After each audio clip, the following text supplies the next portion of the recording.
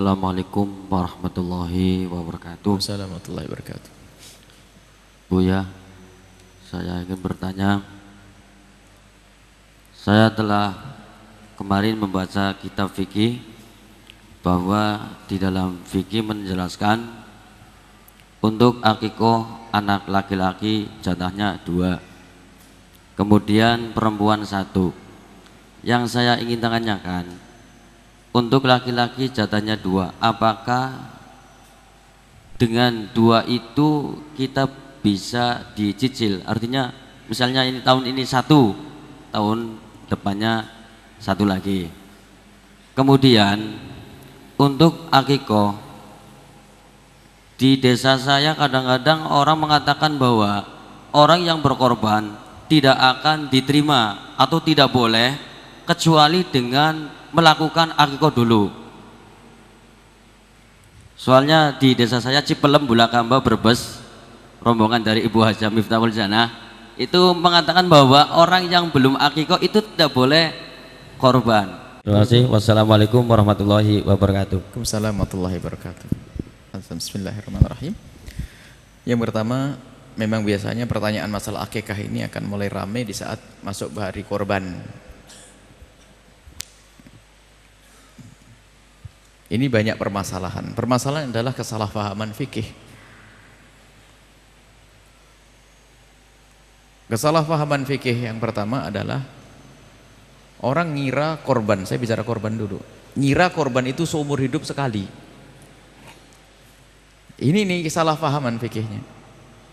Sehingga kalau ada Pak Haji diajak korban, oh saya sudah korban kapan? 10 tahun yang lalu. Ini coba di masyarakat.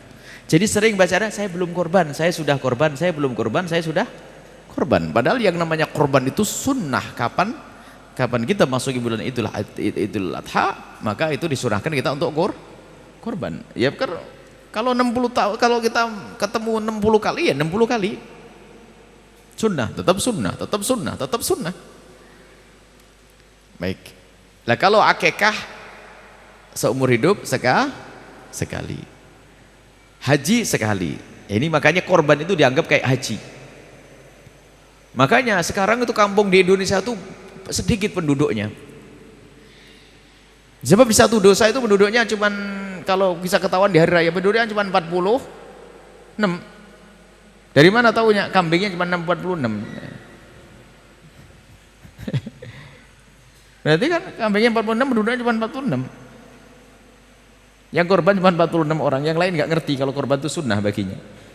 Dan kalau orang sadar korban ini akan menabung, tidak membeli di waktu mahal, bisa jauh-jauh. Setelah bulan haji buar, beli untuk disembelih tahun depan. Sunnah setiap orang, sunnah ini ya. Setiap tahun. Baik, adapun masalah akikah itu disunnahkan dah. Kapan akikah itu disunnahkan? Dan siapa yang sunnah? Akikah disunnahkan atas orang tua. Jadi orang tua yang punya anak sunnah dia mengakikai anaknya. Bukan saya ngakikai abah saya, bukan saya ngakikai. Jadi hakikah itu pada dasarnya adalah jika seorang bapak dikarunia oleh Allah putra, seorang anak, maka sunnah bagi bapak, bukan bagi anak. Sunnah bagi bapak untuk mengakikai. Madhab kita, jumhur ulama mengatakan sunnah, ada sebagian mengatakan wajib.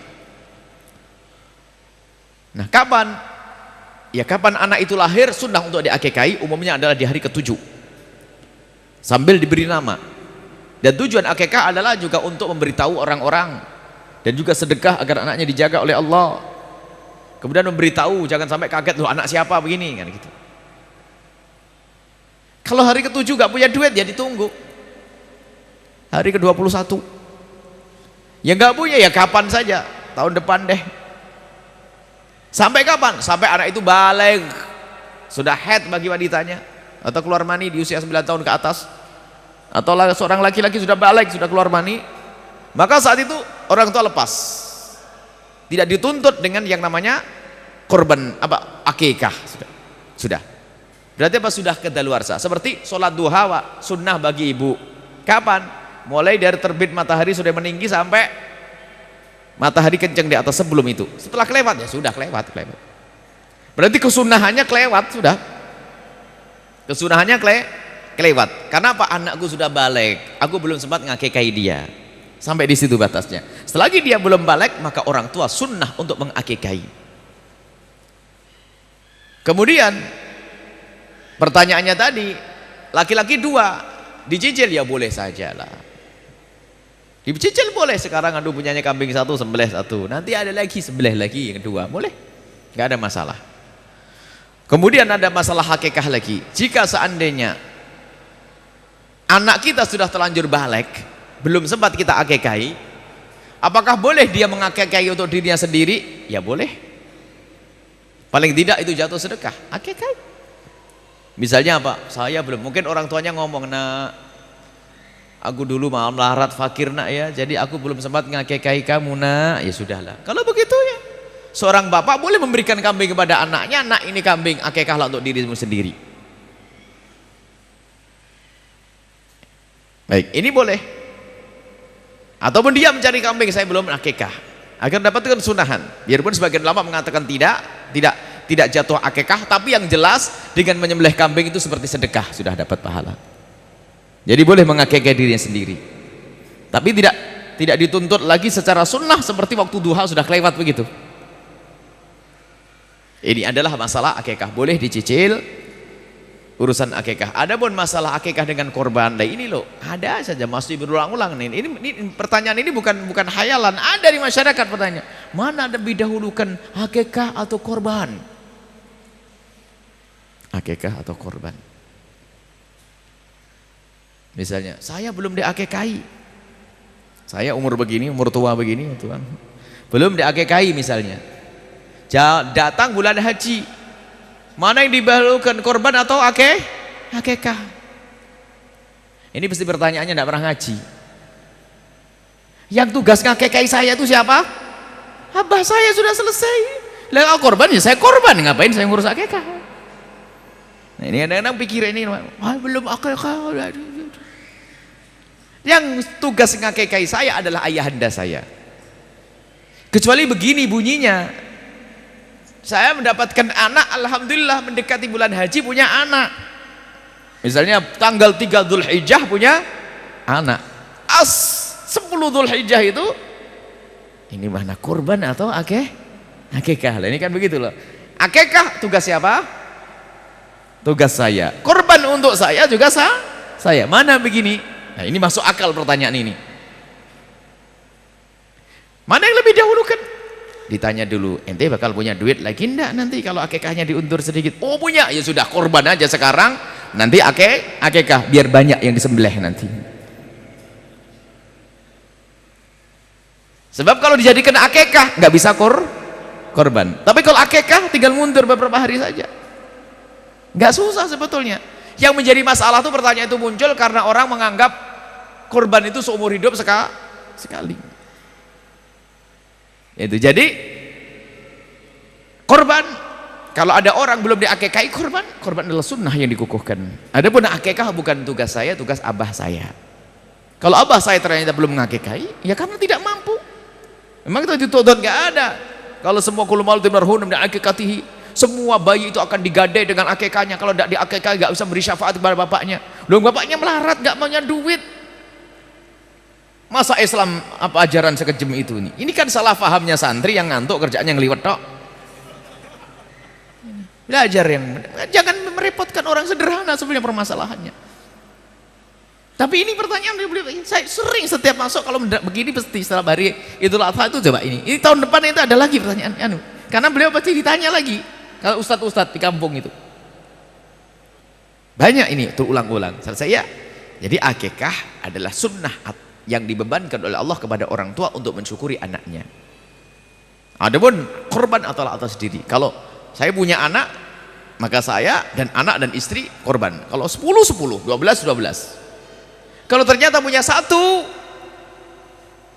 kalau punya satu saja, aduh nih satu keluarga cuma punya satu nih, lumayan satu. Seperti Nabi pernah dalam riwayat, Nabi menyembelih satu korban untuk keluarga, hadhi udhiyati wa ahli baiti. Ini adalah korban untukku dan keluargaku. Istilahnya sunnah kifayah. Jadi kalau kita punya keluarga 10, hendaknya nyembelih 10. Kalau nggak bisa 10 ya 9, nggak bisa 9 8, nggak bisa 8 nggak bisa 1. mewakili keluarga semuanya. Mewakili keluarga semuanya. Pokoknya jangan sampai nggak nyembelih kambing. Nah, ini. Makanya waktu kita di Arab dulu waktu sekolah, waktu pertama berumah tangga itu, baru sholat hari raya Idul Adha itu ibu tetangga ngomong, nanti tak kirim dagingnya. Oh iya, kebayang di Indonesia doa on kan? Ya gitu, gitu. Tak tanya apa? Separuh kambing, gelebuk. Oh begitu, rupanya setiap rumah itu pasti nyembelih kambing, 1, 2 dan sebagainya. Dikasih separuh kambing. Karena kita sudah berumah tangga, dikasih separuh kambing. Sebelahnya separuh kambing, bingung. Akhirnya buat maulidan sama anak-anak, sama temen nenek. Jadi budaya ini, jadi namanya hari raya besar tuh membesar betul, makan besar, enak daging semuanya.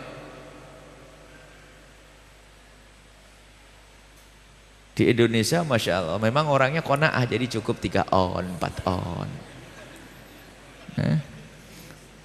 Sudah begitu ada yang aneh-aneh lagi, dikalengin kasih tahun depan. Sudah sedikit kasih tahun depan, aneh lagi nih. Ikan lohan, ikan patin, karena zaman korban dikornetin. Kelamaan nih kayak di negeri yang kebanyakan korban saja ya. Kita ngingetkan, enggak usah pakai kornet-kornetan itu. Mau di kemana, mau di apa, mau dibawa kemana, ke Irian, kirimkan duitnya sama biaya untuk ngalengin sudah jadi. Biaya pengalengannya, korbannya tetap di sini, sebab di sini juga masih kurang. Paling banter 7 on ya, 7 on, 6 on, anaknya 10 dapat 1. Akhirnya jangan dikunyah anak biar awet. Walhasil sudahlah, ini fatwa aneh-aneh. Sudahlah, korban segera disampaikan, terlambat dari hari tasyrik haram bagi yang membaginya, zalim kepada. Makanya korban itu hendak dituntas pembagiannya kapan? Hari tasyrik yang ketiga. Jadi hari raya pertama, kemudian besoknya hari tasyrik 11, 12, 13. Dan korban itu sepanjang hari tasyrik masih bisa. Misalnya ibu hari raya Idul Adha nggak punya kambing, tak taunya hari raya Idul Adha mampir ke rumah bibi dikasih duit, boleh besok nyembelihnya. Beli ke pasar, beli. Tidak harus pas setelah sholat.